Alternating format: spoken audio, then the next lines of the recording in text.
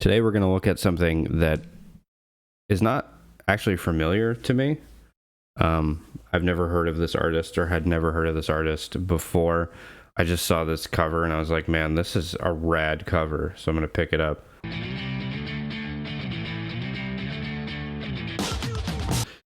Well, this comic book, I just saw the cover. I had no idea who the artist was, even though it says it on the bottom there. I was like, man, I got to pick this up. If this artist is like really well known, I apologize that I hadn't heard this name before, but his name is Butch Berchman. Bercham, sorry. And he has such a cool style. It kind of reminds me a bit of Frazetta, a little bit. Kind of like a cartoony Frazetta. Maybe back in the day when Frazetta was doing like cartoony comics. I was like, man, I just got to pick this up. So I did, and I just want to take a look at this page here. So cool. I actually know. I thought this was Eclipse Notes. It's Comics. I've never heard of this company before either. So if you've heard of this comic book before or this artist before, just leave a comment down below and kind of give me more information. I picked up a couple more of his stuff. I think he has like a superhero character. It's like Dark Wolf, I think is the character's name, and it looks pretty interesting. So I may pick that up at some point. But yeah, I was just gonna take a look at this, kind of go through this, look at this very cool Frazetta style in comics. So I know Frazetta did do comics at one point, but it's nice to see. And it's funny because Frazetta is one of those guys that has such an impact on so many artists, whether it be fine artists or comic book artists. So it's nice to see somebody in comics who's inspired by Frazetta. I know there are people like Bisley who are as well, but so yeah, we're gonna take a look at this. Very cool. Very cool is my go-to adjective for everything, so I apologize. So I'll try to be a little bit more creative. Yeah, I mean, this looks like a Frazetta painting, you know. Man. A lot of action on the page. Cool dragons. Anybody who can draw a cool dragon. I'm all for anybody who can draw cool dragons, cool horses, great anatomy, uses great perspective. I'm a sucker for that kind of stuff. Very Bridgman-like body there. One of these days I'm going to go through the Bridgman book and talk about that, because George Bridgman is super important for artists. Actually, super important for people like Frazetta. I love it. Creating anatomy in the back.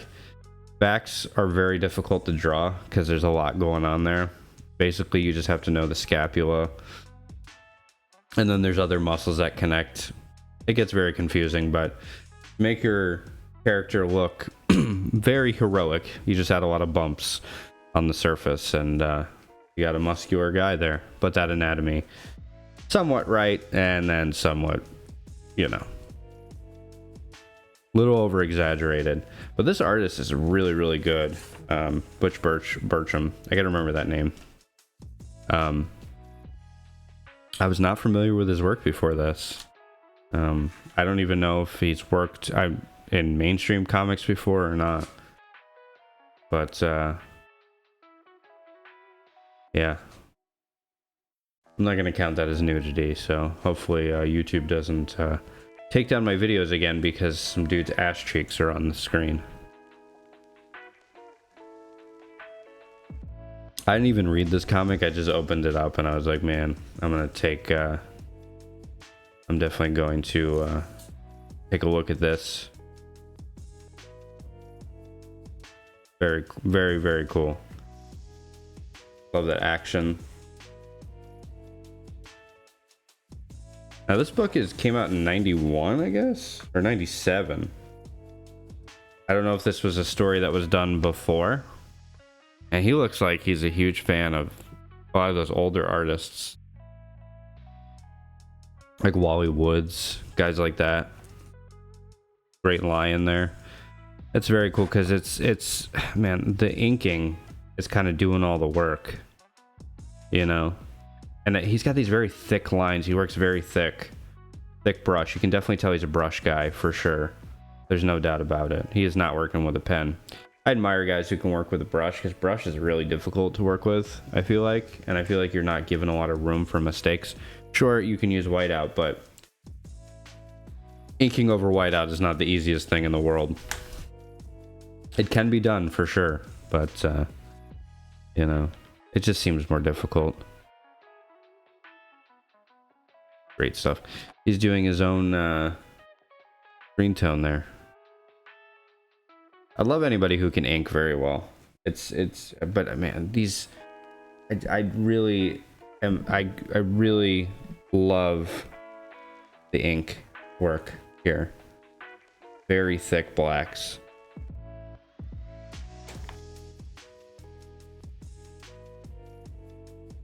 Great anatomy there. Great inking.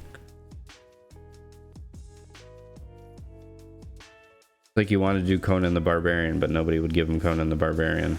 It's shocking how many of these, how many Conan the Barbarian knockoffs there are. And then we have an alien story here. Oh no, it's just an alien being in the story. I have no idea what this comic book is about, but it looks very interesting.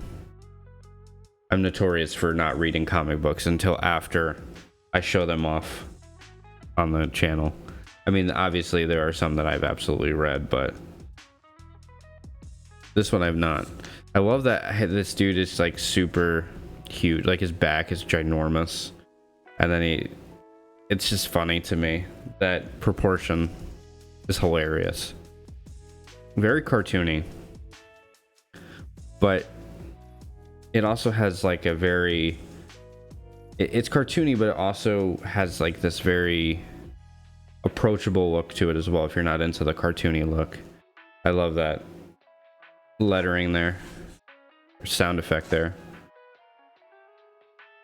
Of course, more, I mean, I'm gonna have to edit more videos. Am I ever gonna get a video that doesn't have nudity in it? Who knows? Yeah.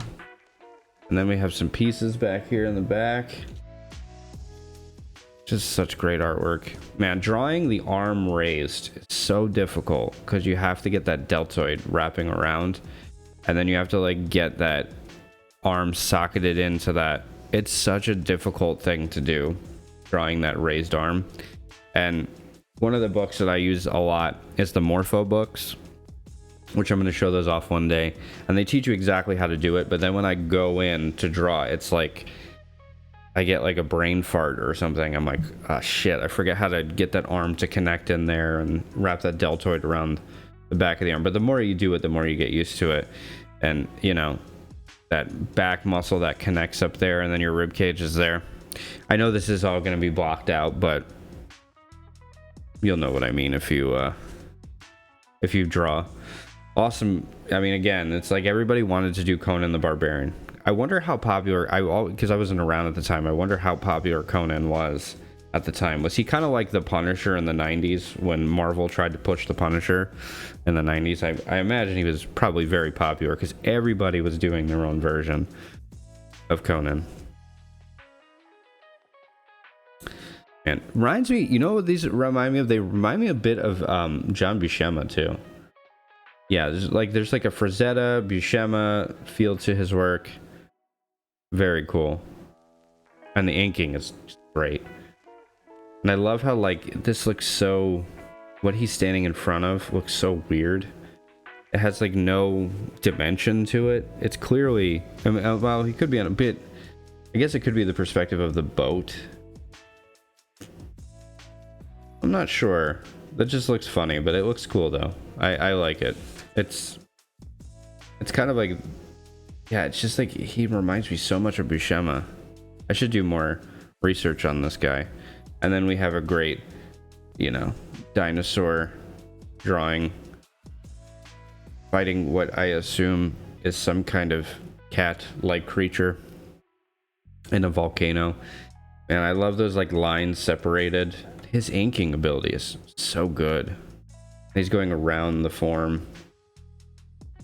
And that muscle, man, look at that muscle, like that, or that bone, excuse me, like of the leg, connecting the top of the leg to the knee, or I guess connecting the Kind of looks like the pelvis a bit, but no, it's the thing that's connecting to the pelvis into the leg.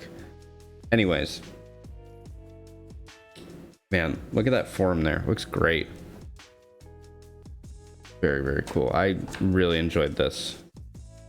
And then I guess he had I don't know if Dino Hunter's another book that he had. I'm not sure, but look at that great art.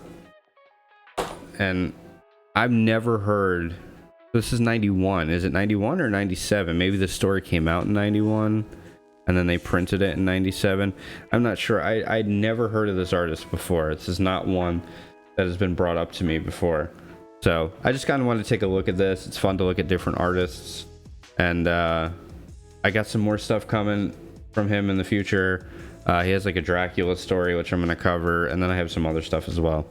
But I just kind of wanted to do something a little different than like doing my typical Tim Vigil or Outlaw comics, even though I would consider this a bit outlawish, but not really. I guess not, because it has a very cartoony feel. I don't know. But it's cool. I don't know. I consider this outlaw. To me, this is outlaw. I feel like anything that's like heavily black and white and isn't mainstream and has that sort of like, you know, stuff like this, you know, that's outlaw to me for sure.